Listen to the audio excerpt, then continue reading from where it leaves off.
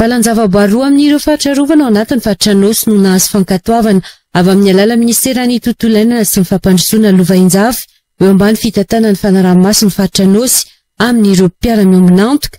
Voakasika izany ny Aobeara Tranimaro izay ho tantany Madagascar National Park sy ny ao Ambatotsirongorongo ho tantanany Tropical Biodiversity Social Enterprise anampetsaka amin'ny fiarovana ireo arena voajanahary misy ny fandrindrana ny fitantanana ho ireo eny anivon'ny commune. Fa izahay commune Tranimaro dia anisan'ny mampiasa ny parc Andohahela tompo.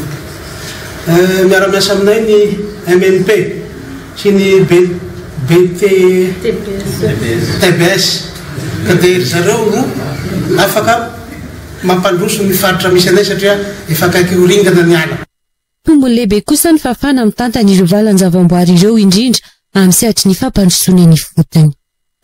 Irarianay eto amin'ny faritra miaraka amin'ireo ben'ny tanàna izay voakasika ireo commune voakasika n'izao valan-javaboary zao dia ny fitohizan'ny asa ary mba hisy ny fiatraikan'ny mivantana amin'ireo mponina izay manodidina ny ala ny fitantanana n'ireo ala ireo hisy ny fiara-miasa miaraka amin'ireo mpitantana.